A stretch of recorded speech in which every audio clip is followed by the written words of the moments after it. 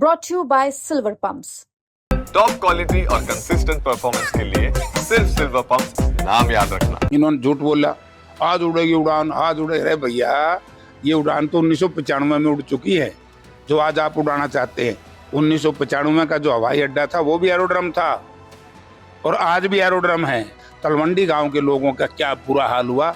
लोगों की बेशकीमती जमीन एक्वायरमेंट का ड्रग दिखा करके इन बेईमानों ने कोडियों के भाव खरीदी और फिर इंटरनेशनल एयरपोर्ट का नाम दे करके वो करोड़ों करोड़ों रुपए के हिसाब से बेची। जो अलायंस एयरलाइन के साथ एमओयू है वो ये है कि जो नुकसान होगा एयरलाइन को वो भरपाई सरकार करेगी।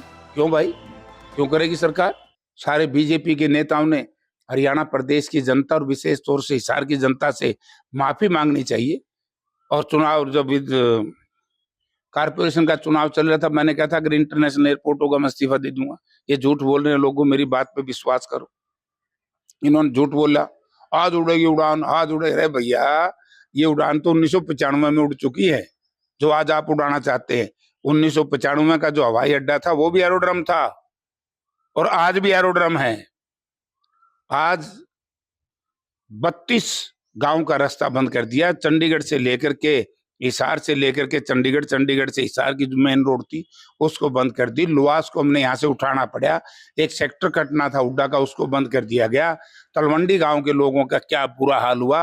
लोगों की बेशकीमती जमीन एक्वायरमेंट का ड्रग दिखा करके इन बेईमानों ने कोडियों के भाव खरीदी और फिर इंटरनेशनल एयरपोर्ट का नाम दे करके वो करोड़ों करोड़ों रुपए के हिसाब से बेची। तो ये व्यापारी लोग हैं और व्यापारी ही आज भारतीय जनता पार्टी एक व्यापार कर रही है। तो इन लोगों से तो बहुत सावधान रहना पड़ेगा। मैं कहता हूं मुख्यमंत्री का बयान आपने पढ़ा है? क्या कहा? अयोध्या जाएगी एक फ्लाइट, जाए, हम सम्मान करते हैं, राम जी का मंदिर है। एक जम्मू जाएगी, एक जयपुर जाएगी, एक चंडीगढ़ जाएगी, एक अहमदाबाद जाएगी। आप ये देखिए, अगर हिसार से उड़ान नहीं उड़ानी थी तो सबसे पहले यहां से कलकत्ता भेजनी चाहिए थी, क्योंकि हिसार शहर का कलकत्ता का विशेष संबंध है।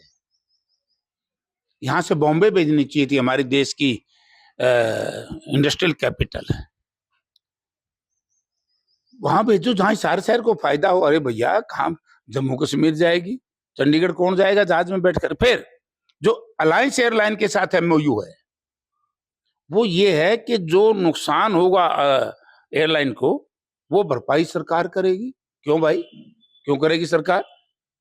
इंटरनेशनल एयरपोर्ट बना था 2012 में जब हुड्डा साहब चीफ मिनिस्टर थे, मनमोहन सिंह जी देश के प्रधानमंत्री थे।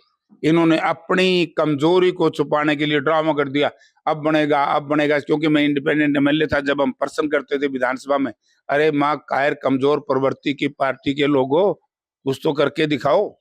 इन्होंने कुछ किया नहीं। तो उस चोरी को छुपाने के लिए जेवर आज बहुत बढ़िया देश का अंतर्राष्ट्रीय हवाई अड्डा बन गया। हम जेवर के खिलाफ नहीं है, मैं कहता हूँ हिसार भी बनना चाहिए।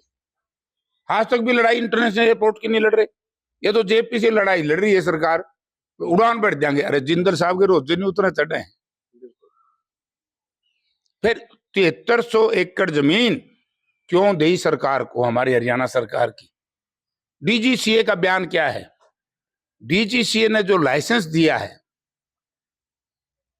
वो केवल एरोड्रम का है। और मैं हिसार वासियों के विशेष तौर से आपके चैनल के माध्यम से कहना चाहूंगा कि साथियों, एरोड्रम और हवाई अड्डा, हर एयरपोर्ट के अंदर एरोड्रम होता है, लेकिन एरोड्रम के अंदर एयरपोर्ट नहीं बन सकता, क्योंकि एरोड्रम छोटी फ्लाइटों के लिए होता है और जो एयरपोर्ट होता है वो इंटरनेशनल एयरपोर्ट भी होता है और उसके अंदर डोमेस्टिक भी होता है और हेलीकॉप्टरों को उतरने की जगह भी होती है। एरोड्रम पे तो कहीं हेलीकॉप्टर उतर गए, कहीं छोटे जहाज उतर गए, कहीं कोई सेना ने जरूरत पड़ गई उसने यूज कर लिया।